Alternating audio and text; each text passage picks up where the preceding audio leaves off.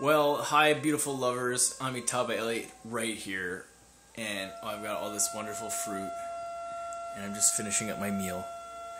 That's right, some bell peppers and some rice. Gotta get the raw foods in there, baby. I'm reading this book called Buddha's Brain, and it's really awesome. It's about neuroscience and the ways that the brain helps and hinders us on the spiritual path and in our daily life, and how Buddhism really supports sort of healing the brain and sort of getting it rewired in a way that's more beneficial to peace and well-being, which we all really want so bad. I really want to be happy. Anyways, interestingly, couple of things I learned. Let me see. So far, I'm about 1/3 through it, like 38%, so a little bit more. And the one thing I just read in was a review of chapter 5, was that the lips stimulate the parasympathetic nervous system, and the parasympathetic nervous system, touching the lips, is like there's the sympathetic nervous system, which sort of is in charge of conscious sort of activity, I guess, and the parasympathetic nervous system is in charge of unconscious activity, and it's also what brings our brain back into alignment with peace.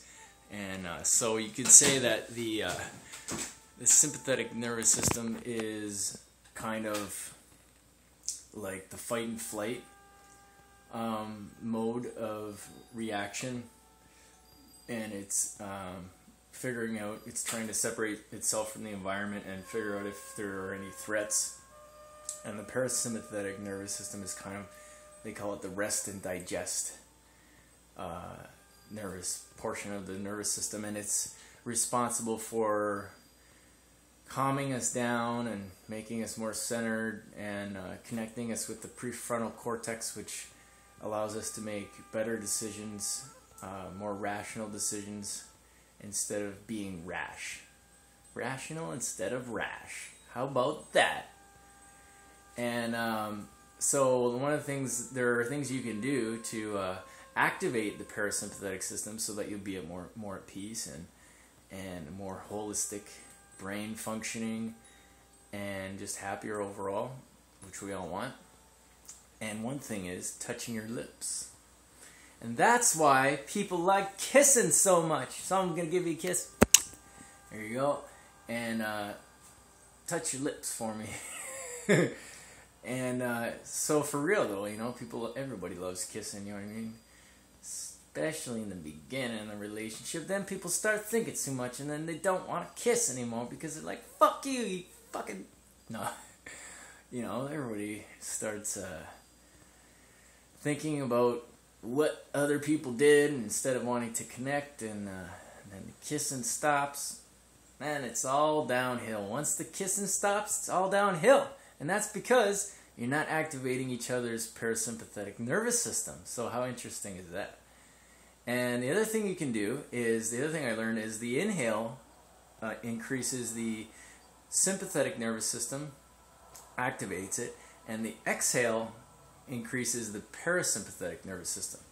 And so if you do long exhales, so you take a deep inhale and then really focus on the long exhale, you will activate your sympathetic nervous system. How wonderful is that? Meditation and relaxation also activates the parasympathetic nervous system. So I highly recommend progressive relaxation. Just go on YouTube and type in progressive relaxation, type it in Google, and it's so easy to do. There's some really great apps also, like self-hypnosis apps. You just basically lie down and start at your toes and say to your toes, relax my toes. Or you don't have to say that, but you just think, you know, relax the toes and relax the feet and relax the ankles and relax the calves. And then you go all the way up your body until you're done, and then you just feel incredible. And that's one of the things that's sort of in Vipassana meditation, so I highly recommend going to a Vipassana center and learning how to do Vipassana meditation, because not only do you learn that, it's not even progressive relaxation, but it sort of ties into it. You're scanning the body with your awareness, and it's similar to progressive relaxation, but it's much, much deeper, because you have to get through 3 to 4 days of Anapana, proper Anapana meditation before you can even get to that. And so, back to the Buddha's brain. Awesome book. It's a little sciencey, but it's not like a textbook. It's there's a little bit in the first probably 20% of it where it's like, wow, this is really getting a little textbooky, and so, but if you get past that, it starts to get into real tips that you can use to improve your life. So I love you. Touch your lips. Kiss your lover. Take long, deep exhales. Meditate. Do progressive relaxation. Massage yourself, I'm sure, would also activate the parasympathetic nervous system. Just being grateful does it. Thinking positive thoughts. Because the brain, another thing I learned in this book is the brain heavily has a propensity to think about and recall negative situations, and what the brain also does is it's always recalling and replaying these mind movies of our life so that I can feel safe. It's like rehashing things, and so that basically I don't know exactly why, but so you can basically figure out life and feel safe in some way. It's just this dysfunctional mind. It's leftover debris from evolution, and so that's why we really need to take some steps to heal it, because it's really, the brain is our antenna to interact with the divine. And so if the antenna is rusty, if it doesn't have the best connection, then our connection to this source is going to be limited, and we want to be unlimited. So meditation will help. Raw foods will help. Kissing, touching your lips, just touch them. There's a reason why they're like the most sensitive place in the body, besides that probably helps the parasympathetic nervous system too. I don't know. Hug yourself, massage yourself, progressive relaxation, feel good, be positive. I love you.